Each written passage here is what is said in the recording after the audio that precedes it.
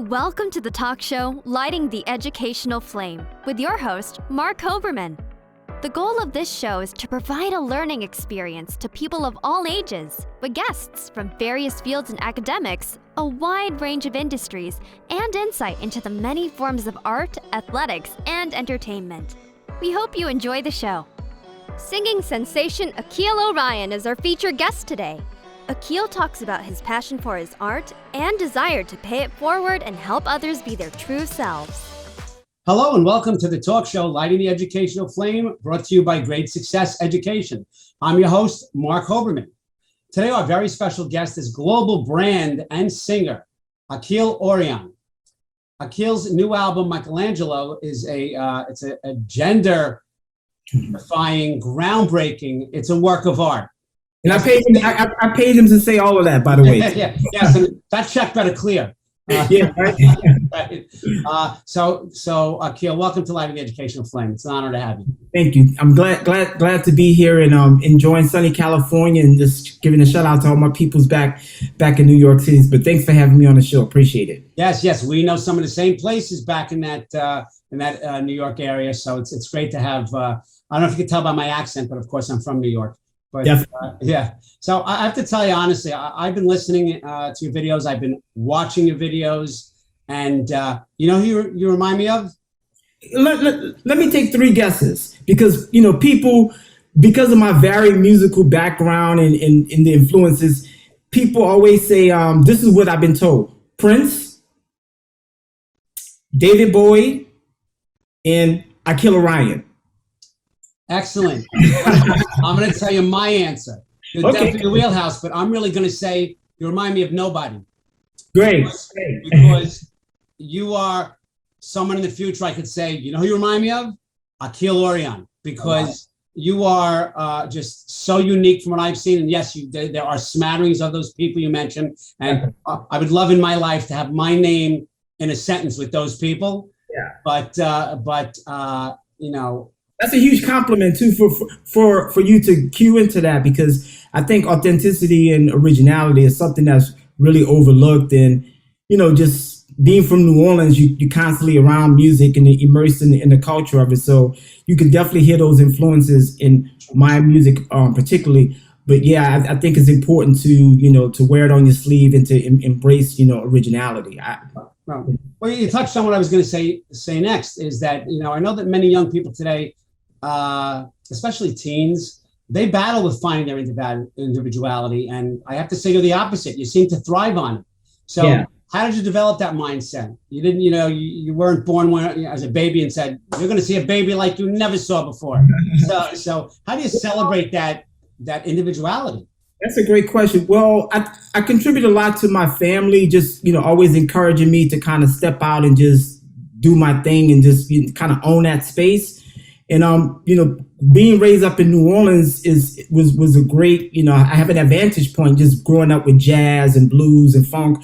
But I always kind of was a little bit left centered from the traditional, New Orleans, music, what is known for like gospel, blues and jazz. And just, I had to fight for that, for that space to kind of like to be heard. And I just kind of always got into cultivation of myself and just growing as an artist and like, I don't know, I've just always been into other aspects too, like art and fashion and, food. And I've always kind of cooked with those different spices in terms of my music. And that kind of, created my own individuality and my, just me being comfortable in my own skin.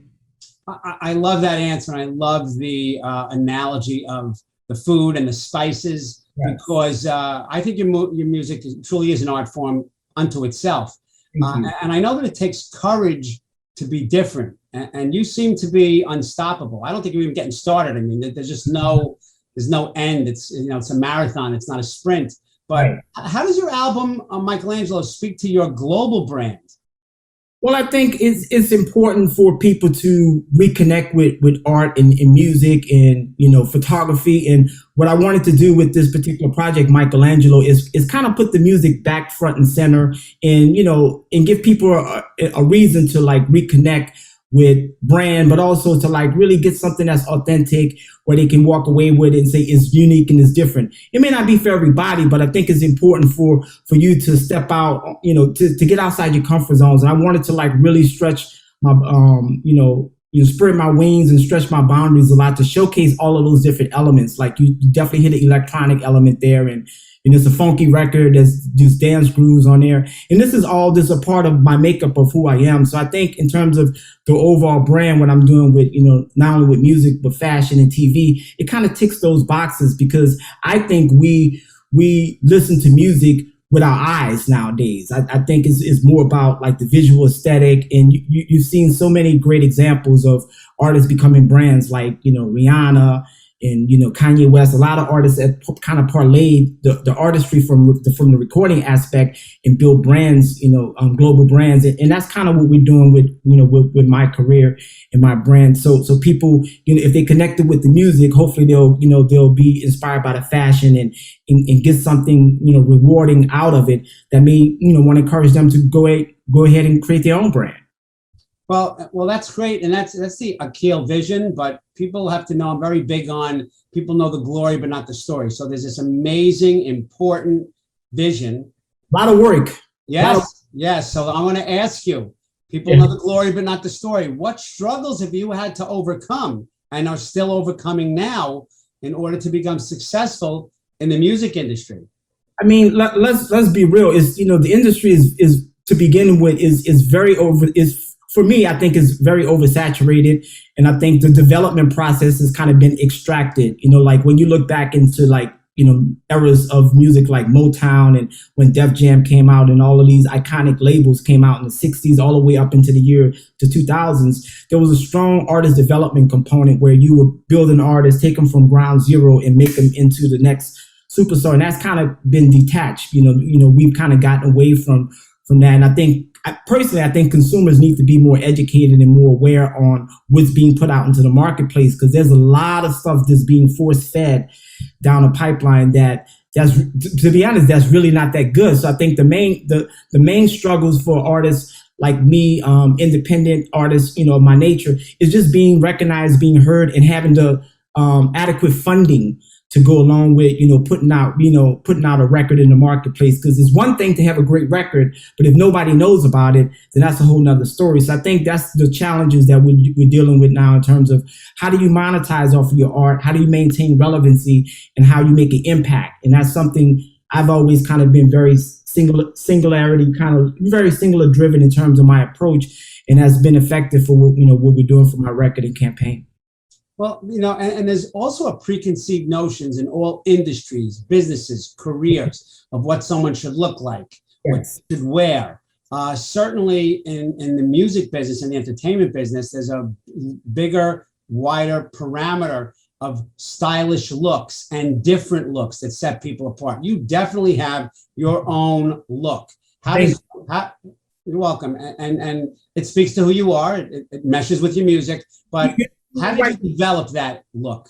Well, I always tell people, like, visuals in imagery is synonymous to the personality. In the fashion industry, we say, the clothes don't make you. You have to wear the clothes. And I think, just finding your comfort zone, knowing what works for your body. So me being a guy that's into fashion, and I'm actually working on a television show right now that kind of revolves around TV and fashion, because I have a background in those elements as well. But I've always just kind of, did my thing and just be unapologetic about it. I think the only way for you to build confidence is to put your toe in the waters and try, experiment, try different things that work, in terms of like fashion and in terms of art, and it resonates. And after a period of time, you'll know what works and what doesn't. And then you continue to cultivate that, because what got me into music, aside from actually music, is like album covers, videos, and seeing, Prince in the magazine or Bowie and things like that. And for me, that was art inspiring, almost equally, probably at that time and even today, equally important or even more so. From creating an awareness is like this mythical figure that you see without you actually having to hear. And I think that's very important that, with the technology we have right now with social media and things like that, you're starting to see a lot of artists break through and have that kind of level of success because of the visual element, the branding, and hats off to me. I've always kind of been a poster boy for that, poster child for that. Just kind of like, running with that DIY, very punk aesthetic. It's kind of like, I'm going to do my thing, stay focused and let the people, let everybody kind of catch up to what we're doing. So I think it's about timing. It's about, resonation. You gotta put something out there and let it resonate for a while. But I think right now where we at, from what I'm hearing, people want something that's new and authentic and something real. Right. Well, and in the last few years, when I used to teach, the phrase "just do you" started to come out. Just do you. I like that one. Yeah, just do you. You could be the poster child for that too. Just do you. So, a lot of what you do spills over, meshes with, connects with other things you do. So what can you tell us about your partnership with Open Gate Entertainment and the reality lifestyle series? I believe it's pronounced Provocouture TV. Exactly. Yeah. Well, basically, prior to being introduced to long story short, Open Gate Entertainment is a developmental TV production company that launched within the last 2 years. So prior to being introduced to the company, I had been working on this television show concept. Just because in the past I used to host a video show that was actually in New Orleans, and I did a lot of TV work in New York as well, and kind of put it on the back burner for a while because the music was kind of being the driving force. But in recent years, the whole evolution of me with my brand kind of came to the point where I need to kind of refocus and showcase the importance of, what goes into the branding component, that whole aspect.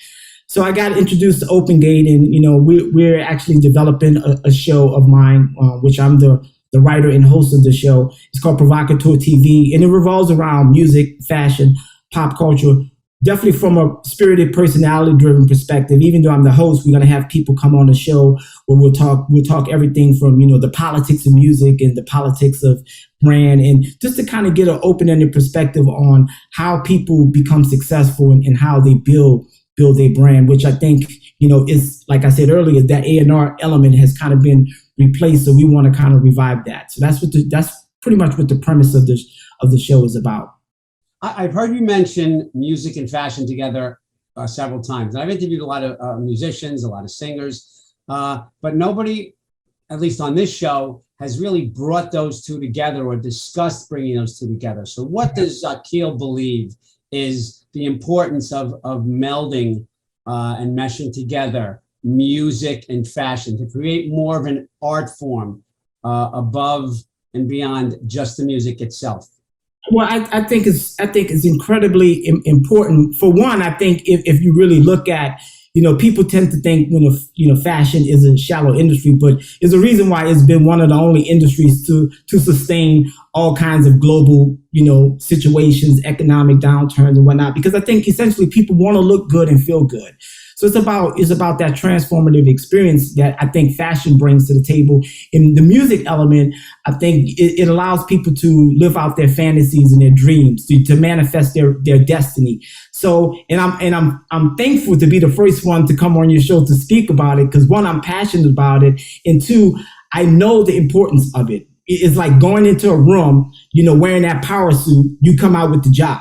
You go in with that kind of, it's like Superman putting on his cape. It's like you go in and build so much confidence. And I think so many people aren't aware of it, but when you look at people who are really dialed into it, it can truly transform people's lives. And I just think it's an element. They go together. It's like that salt and pepper we talked about earlier. You need both. Some people might like a little more salt. Some people might like a little bit more pepper. But I think in terms of where we at right now, you're starting to see the relevance and a sense of urgency, and there's so many different revolutionary things taking place in the fashion industry with like eco-friendly clothing and sustainability, and music has always kind of gone through its own transformation. So when you combine both of them two and you stack tech on top of it, welcome to my world. Then you start to really see where this creative streak is kind of where things are going in terms of where the future is kind of like heading. Excellent, and I appreciate that response, because something that you have been known to have said resonates with me. You said, "I look forward to breaking down barriers and stereotypes by pushing the needle forward." Definitely. What does that look like, and how do you push the needle forward? I think everybody has, at the end of the day, have to own up to their responsibility as whatever you do. And for me is being vocally expressive, is being very transparent, being very direct, because when you come in contact with people, first impressions, I say first impressions last forever. So I think just being who you are and just being real, I think that says a lot. So for me, I'm following the path that's already kind of been laid out, and just being very unapologetic about it. And I think that's refreshing for me. It is, if I see artists that's pushing the envelope, and you see it a lot in art, great example, people like artists like Banksy and these people, what they've done in the last 10 years to really kind of to radicalize and flip these institutions and these different type of sectors on its head, like everything going on with cryptocurrency and NFT right now, and stuff that happened with the digital, divide. I think it's important to be on a cusp of what's new and to push those boundaries. And for me, it's all lifestyle. So I can talk about it till I'm 90 years old and blue in the face, but and I encourage people to find who you are. And if there's passion, if you want to be a chef, go out and check out Anthony Bourdain, his trajectory, and become a chef. Or if you want to be a rock star, just never give up on your dreams and your passions, and just follow through on it. Great advice. Great advice. A lot of times when people have albums, it's just based on this song, then that song, then that song. They don't get so involved in the cover. That's their other team. I get the feeling that your fingers are, the tentacles are in there. Everything's about your message, your philosophy. So what is the message, the theme, the story behind Michelangelo album?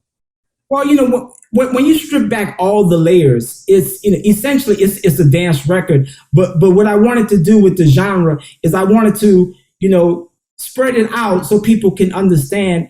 Dance music and electronic music, there's a lot of relevancy there. So when you really dive into the lyrics, you can hear things that I'm talking about humanity. I'm talking about, spirituality, sex. A lot of these topics tend to be taboo, especially in the electronic world, because mostly electronic music is driven by the instrumental and by the music, and not so much like a front person. So I was very conscious and aware, like, in order to move the needle, to get people really involved, is we want people to dance, but we want them to be excited and to come away with some level of awareness, and to tap into those different areas, like I said, spirituality, sexuality, humanity, which I think are all, topics that, that people tend to shy away from when they have an opportunity. So, I'm really proud of it. And then it's just a testimony of, following with a concept and seeing it to fruition, like the artwork. You mentioned one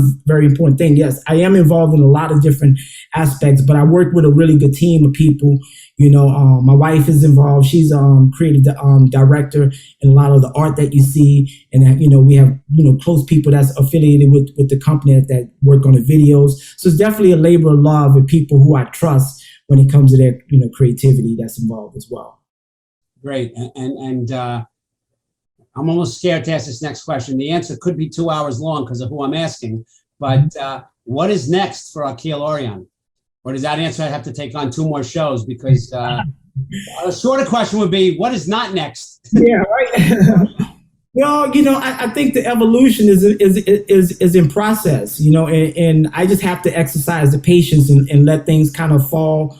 At this point, the creative aspect, is doing what it needs to do. But there's a level of unpredictability and uncertainty where I think we as artists, we got to kind of take a step back and to reflect on things. So right now I'm just kind of seeing, how the record is doing, which is doing great. It's only been out like a month. And there's other, projects that we want to tackle. The television show is something that's high priority. But, while you're doing all these things, at least for me, I like to find time to just, to have peace of mind and to, plan up, envision the next encounter that I want to develop. So it's a lot of, Europe is on a map too. We're looking at putting a lot of energy into, touring when that opportunity comes up to, spend time in Europe and to, to branch out into other parts of the world where we can have an impact. Well, you mentioned Europe and you mentioned traveling. So it begs the question, how did COVID affect you career-wise, and the things you wanted to do and the things you could have done that you weren't able to do? You know what, for me, COVID has been a blessing in disguise. And because one, I tend to work below the radar, and I have the luxury to work from my home. And a lot of the ideas and the concepts were already kind of in motion prior to COVID. So when that actually took place, I just got into my zone and just really started creating a lot of content. I wanted to utilize my time wisely, but also I just felt it was, allowing me to kind of release a lot of pent up energy. It's like, when you have a great meal and you don't go and exercise it off, you feel like, I got to get it out. So, it just allowed me that time and the space for me to converge. Because sometimes you can be a little bit too ahead of the curve, and sometimes you can miss that wave. So I feel like what COVID allowed me to do was kind of build this swell and to get it, to get the record out there, to get it positioned to be, considered for a Grammy. And for everything that we're working on right now is a testimony for artists and people. So you got to stay the course. So when you get thrown a monkey wrench and you go left, just, sway towards the right. And that's what I did. And that's something I always like to encourage people, just ride the wave, to stay the course. What would you tell a young person, a 15-year-old, a 17-year-old, maybe early 20s, who said to you, I want to get into the music business, the entertainment business?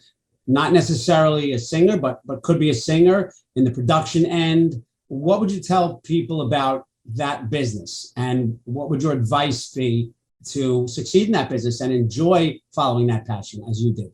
One of the things that really that comes to mind immediately is learn as much as you can about the business side.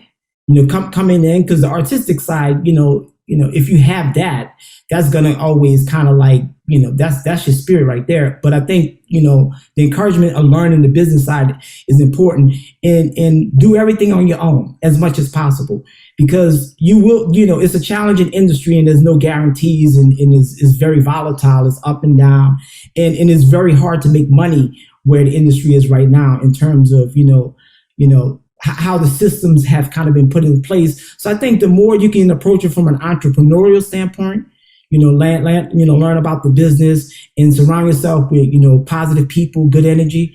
I think that's going to, take you far and give you the springboard that you deserve and need. Great advice. And we so appreciate that. Ikill, how can people find out more about you?